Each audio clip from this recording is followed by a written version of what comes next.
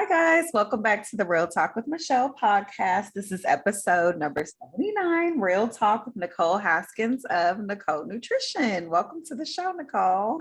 I'm so excited to be here. Yes.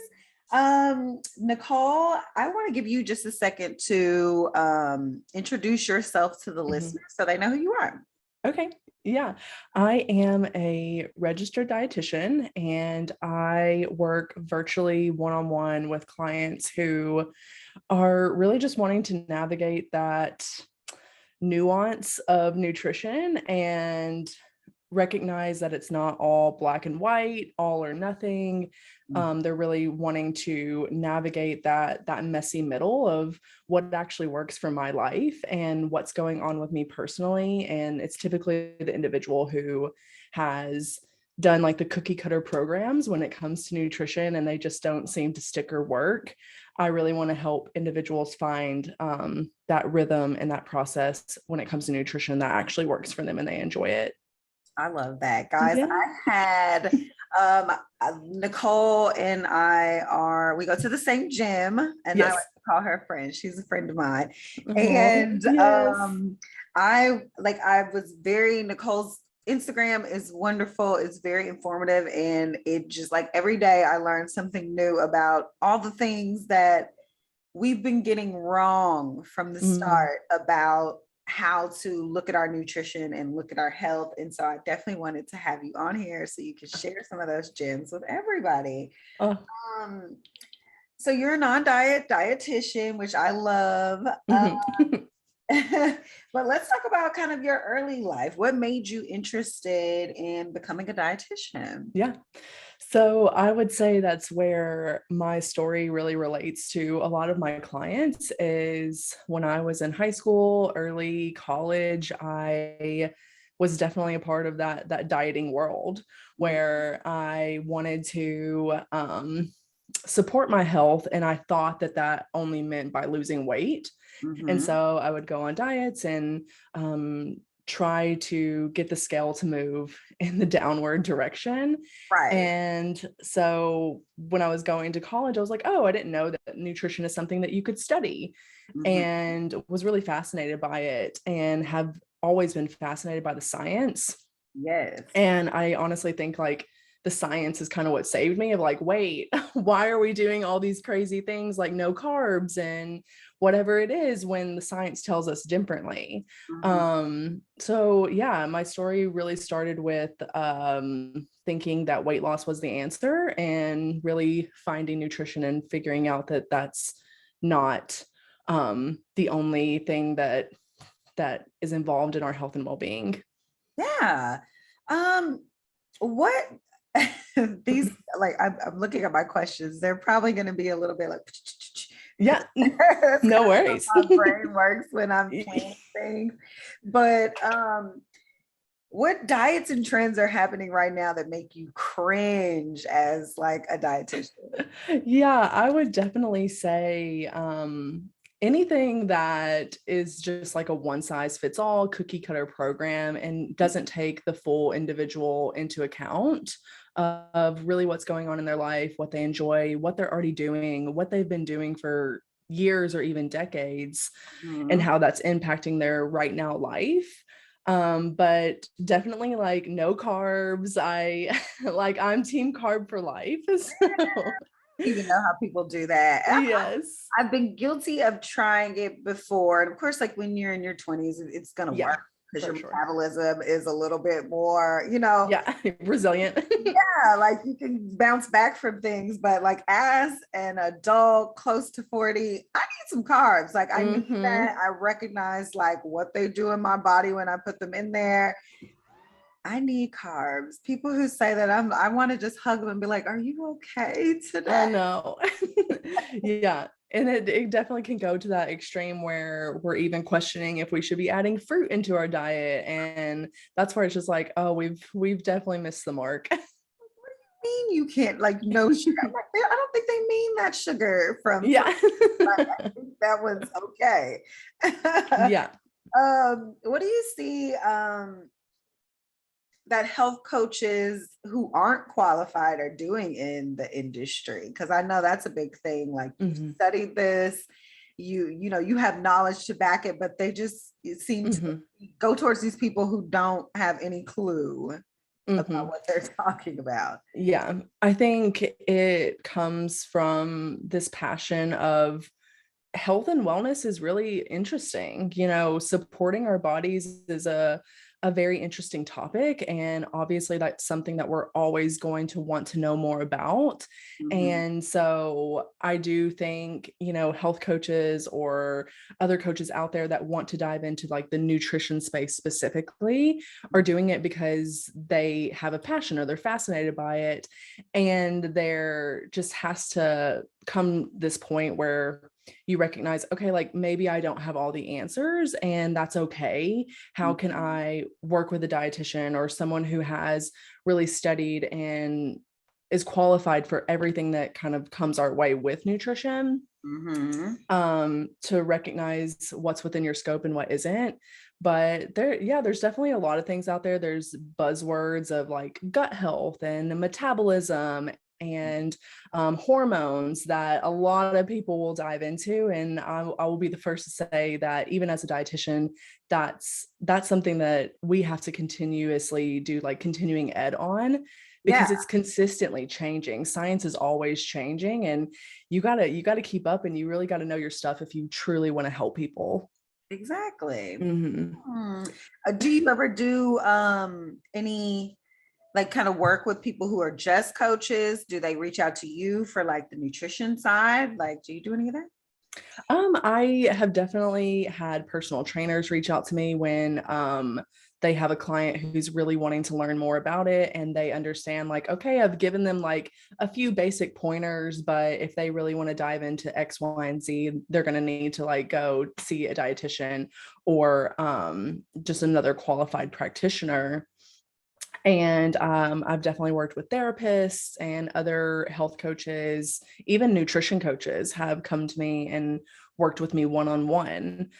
So there's definitely a good bunch out there that's able to embrace that collaboration and understand like that scope of practice is really important.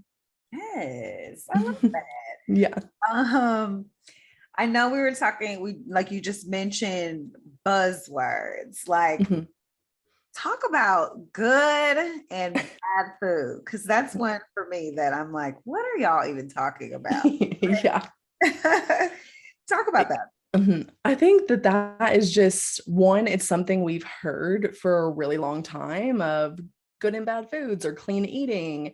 And it's something that grabs our attention. With marketing, we always want to grab a person's attention, and that's something that reels people in. Mhm. And there is this idea that there's just like this ultimate list of good and bad foods, Right. when really like food is food, and the world that we live in, like we have evolved as a human race to Yeah. where we do have this convenience, we do have processed and packaged foods, and we can navigate that in a way that isn't shaming or putting guilt or confusion on the consumer. Yeah.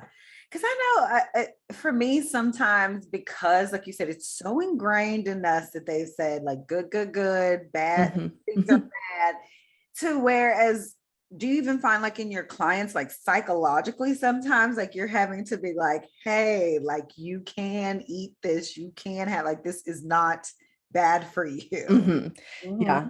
I think that reframe is one of the ones that takes the longest. Yeah. Because even on client calls, they'll catch themselves saying like, "Oh, I indulged," or "I had this."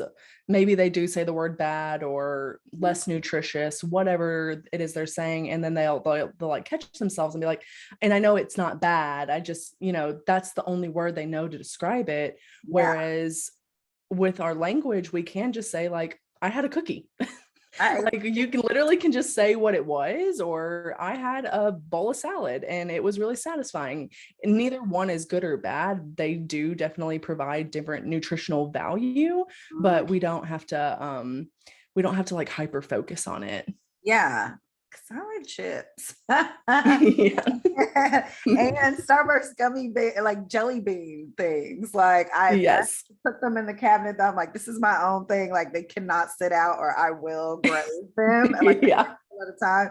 So I was like, okay, it's not bad. I hardly ever eat candy. It's just not a thing for me, but I have specific candy that I like. And if I see Yeah. it, it's just right around Easter, those Starburst. Yes.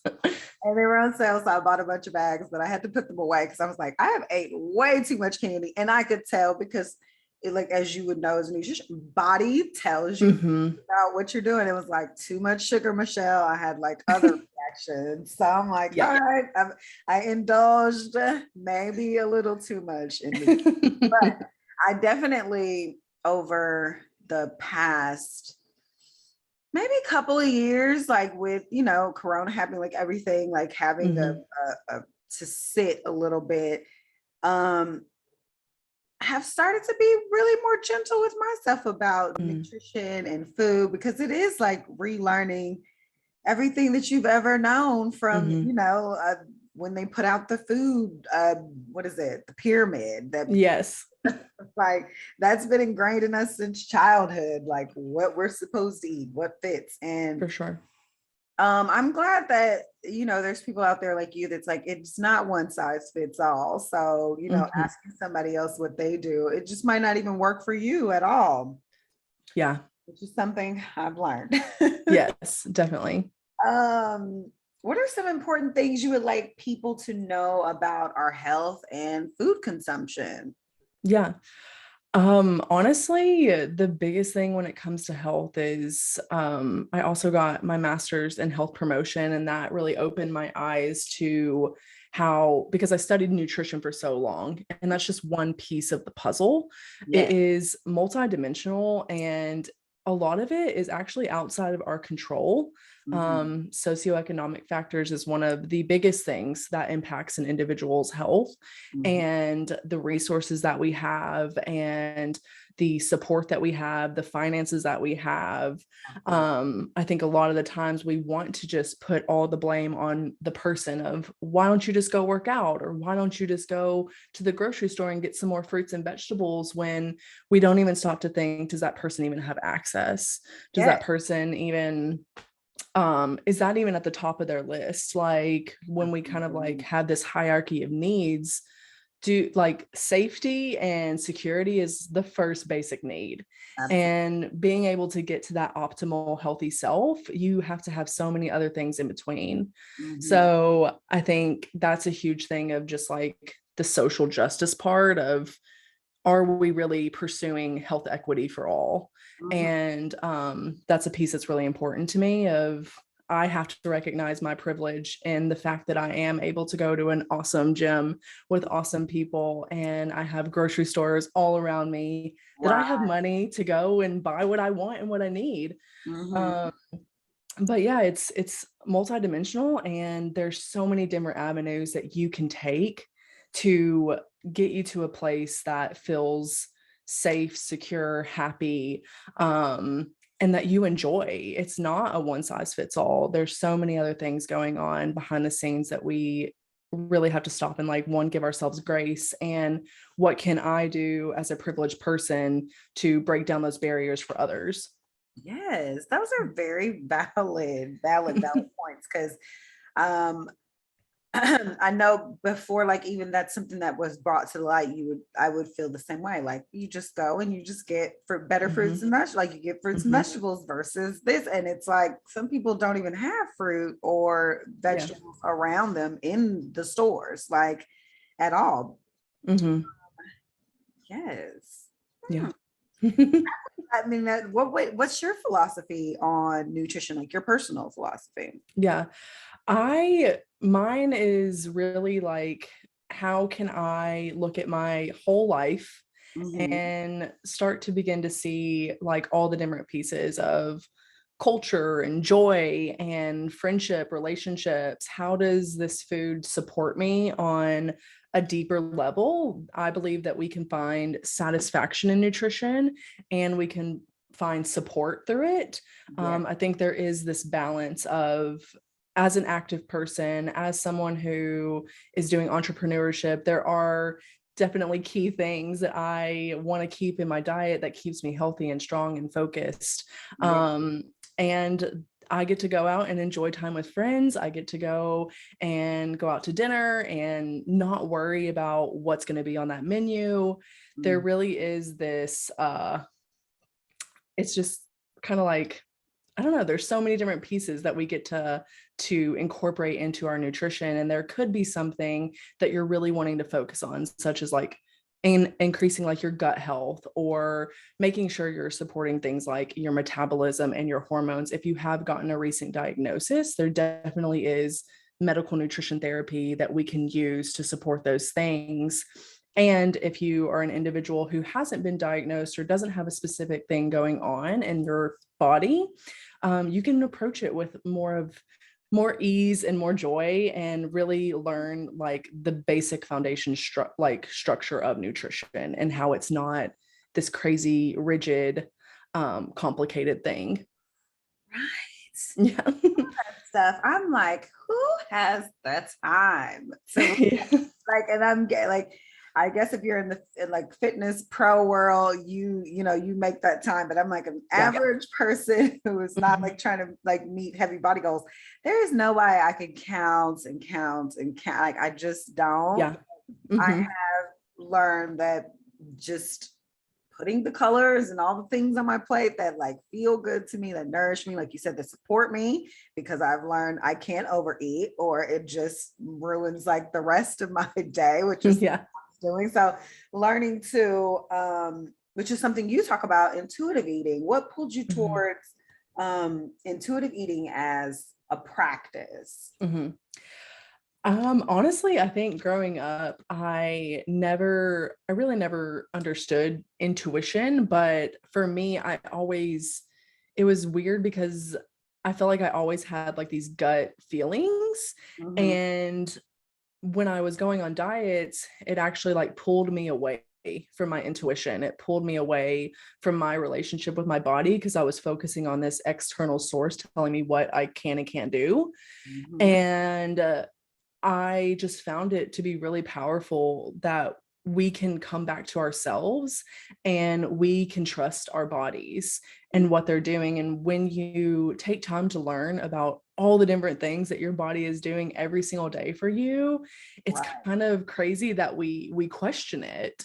And I because I was someone who thought I always had to be on a diet or I needed to be counting calories, this just intrigued me so much to be like, wait, I can just like listen to my body and listen, like when it's communicating that we're hungry, when it's communicating that we're full, when we're tired, when we need some rest. Mhm. And I can trust that. And it was just this like doorway to freedom when it came to food, of not having to be so hyper focused on it, and actually allowed me to live my life in so many other ways.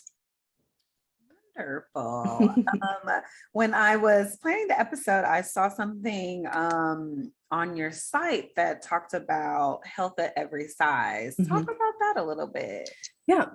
Health at Every Size is a social justice movement that was created by and for marginalized bodies, specifically those living in larger bodies, Mhm. and really bringing into light the fact that weight is not the only measure of health. It's actually one of the I'm trying to like word this correctly, but it's one of the measures of health that like is kind of like on lower on the totem pole. Okay, right. Like we talked about earlier, of just like taking into consideration socioeconomic resources, finances, genetics, all these other things that make a difference. And really, like, we're all created differently. Every single body is different. Even if we all ate the same way, moved the same way, we wouldn't have the same bodies. And regardless of someone's size, we are all deserving of respect, and we're all deserving of adequate and intentional healthcare. Yes. And I want to be able to provide that, especially to those who have always been told, well, you just need to lose weight. You Mm, just need to lose weight, and that's what's going to cure X, Y, and Z.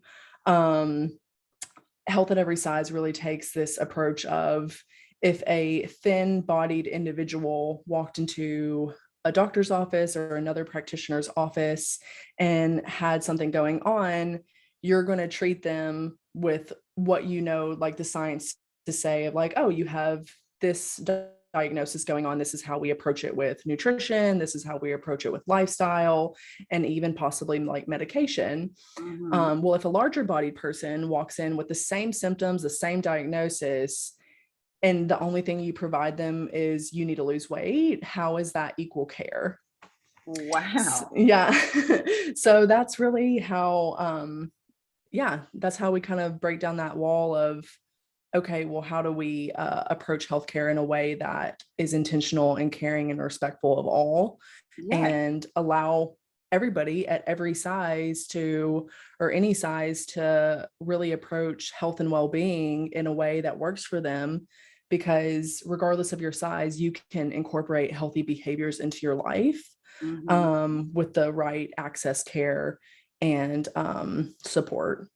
Yes, I Mhm. love that. I'm gonna have to look more into that. Yeah, for sure. I mean, um I don't think I had any idea that um people were going to their healthcare providers and just Mhm. being told they just need to lose weight. Mhm. And and I'm sure we get it all around as women too, because being like, I've Yeah. definitely been to a healthcare provider and been told like, no, don't see anything. And I'm like, okay, so like, do you think I'm just making up that Yeah. like I have this pain on my side? Can we go a little deeper Uh-huh. into that? Like, Yeah. I'm not being a woman or, just over. Mhm. I got that a lot. So I think our healthcare system definitely, we all know, needs a lot of work, Yeah, but the for health sure. every size movement, I'm going to look more into that. Yeah. Uh, Yeah.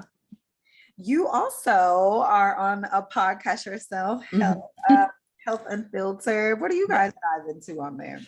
Yeah, so we were three friends that met in grad school, and another one of the co-hosts, she's also a dietitian, and then our other co-host Ro, he is exercise and performance PhD student. He's about to finally graduate. We've been hearing about this for 4 years. Congrats. Yes. Ooh, um congratulations. yes, he just apparently loves school way more than I did. But we just wanted to create a space that provided scientific backed information when it came to health and well-being, with this unfiltered spin, because I think when we were talking about what we wanted to name it and what we wanted to represent, all of us continue to see this just like filtered lens when it comes to health, of just like how it's just these few points that you need to hit and you're going to be a-okay, and it's traditionally coming from influencers or celebrities or just people who are Yeah. not qualified. So we wanted to be three practitioners that made a space that just like kind of took the bullshit out of all of it and was just like, hey, like, here's the science, here is like our experience with it, and here is also like other people's lived experiences, whether it's a client or another practitioner in the field, and we get to just dive into different topics. I love that. Yeah. It reminds me, I see, um, I watch a lot of YouTube Yeah. because I go to YouTube University for a lot of stuff. So it's interesting. Yeah. But I saw a lady who would kind of take a video of like a celebrity or like you said, like an influencer, and kind of just go through and like debunk this stuff because they're online probably telling young impressionable girls that, like when I wake up, I just eat this little, or I Hmm. some of the stuff like one of them was one of the Real Housewives, like Yolanda or something, like going through a day of her eating, and I was like, what on earth? Like, Yeah. I don't even. She wasn't eating. Suffice to say, anything, Yes. and really pretending like, I mean, or maybe she's not, but I just don't see a human grown woman being Hmm. satiated from the stuff that she was putting on the plate. I was Yeah. just like, what? Yeah. Yeah. And Broths and just uh-uh.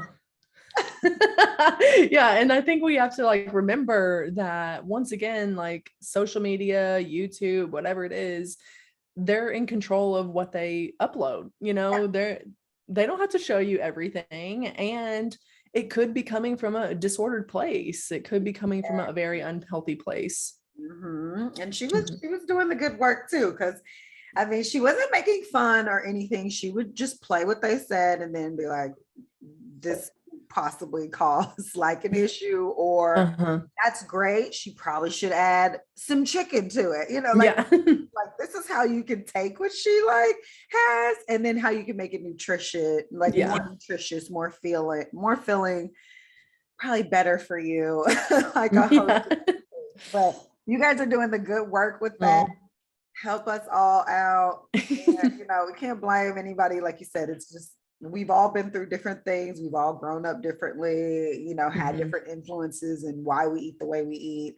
Yeah. And I don't know. I'm kind of just liking the collective consciousness of everybody being like, what on earth have we been doing here? Hmm. We've just been on earth just fluffing it up. Like, Yes, so we go through a global pandemic with so many different things in between, and we just all got to come together and realize like what the hell is happening? Like, and how can we really start to be there for each other? yeah, and be better, help each other Mm-hmm. in any way that we can. And I'm kind of loving that because Yeah. the information is shooting out now. I'm like, wow, never knew that. Interesting. Let me read up on this. So it's so much stuff.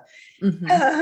um, how do you balance your mental health, your self-care, your wellness practices in your life? Yeah. I would say that it is a challenge, it's hard to especially as someone who wants to help and kind of be a part of this healing process with clients and other people, it's really important for me to also be doing the same. And I, once again, like, am very privileged and have that opportunity to have a therapist, and I've even worked with my own dietitian in the past, and all those pieces are really important to me in being able to show up as my best self.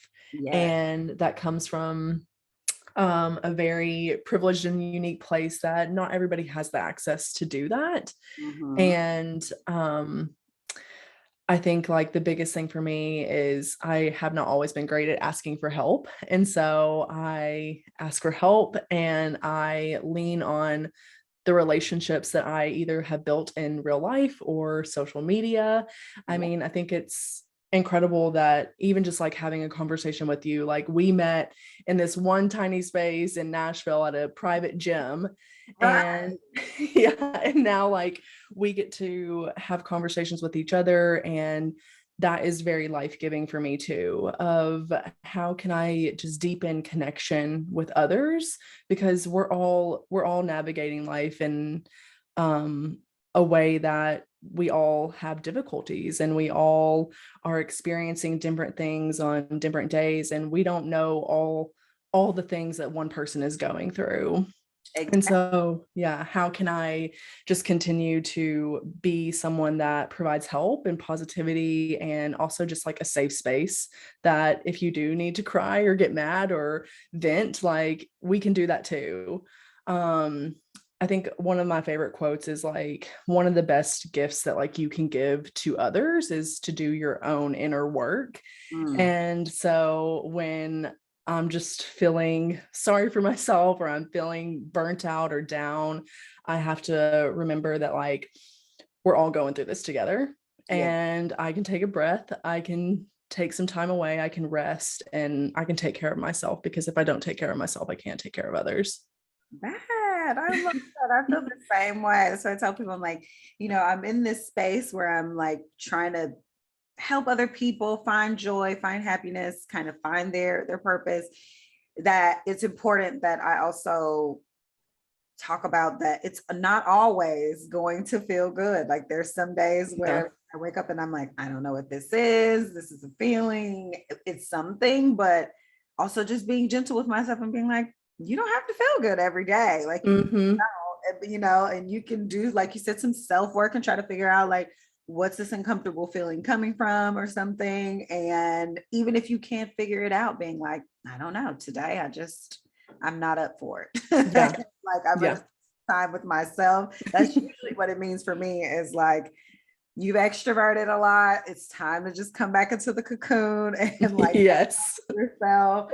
And that always helps me a lot. I'm just like, I'm just gonna stay in the house all weekend and relax, not be pressured to produce or do anything. Yeah, for sure. Yes. So you know that I'm a certified life coach specializing in happiness and fulfillment. Tell me what your idea of happiness is and something you're grateful for today. Well, let's see. I love this question. Happiness to me is being able to wake up in the morning and recognize all the good that surrounds me, and that I get to engage in a world that can sometimes, or a lot of the time, feel very confusing and disruptive, but I get to come into that with joy, and I get to come into that with like my unique gifts, and just show love or kindness to even one person. And I think that's when I experience the most happiness, is when I can see that happiness in someone else. I love it. And then something I'm grateful for, I definitely have to say, like, this conversation is something I'm very grateful for today, of just being able to connect with you and seeing another woman in business living out her purpose and using her gifts. It's just like a joy. And I think that's really cool that we're kind of creating this new space, especially in like female entrepreneurship. Yes. Yeah.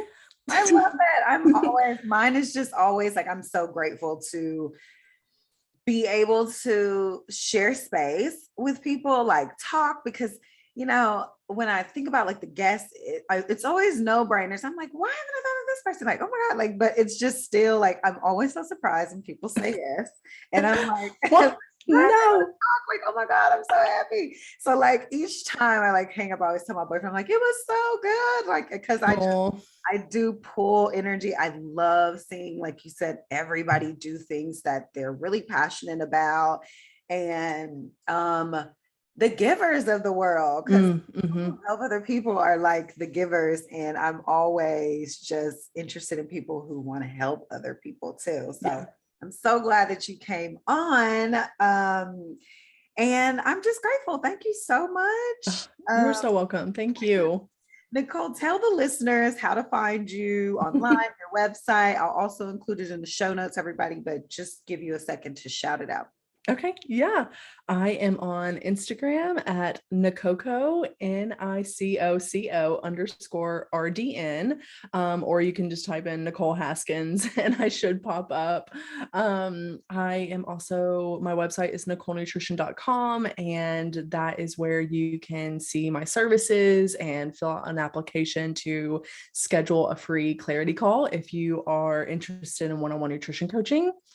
And those are the two main places that you'll probably find me. But yeah, I love creating those relationships online and talking to people about whatever it is that they're going through at the time with nutrition and how I can help. Yes, great. Guys, well, thank you so much for tuning in again. And I hope that you enjoyed this episode. This is episode number 79, Real Talk with Nicole Haskins of Nicole Nutrition. And I'll talk to you guys again soon. Bye.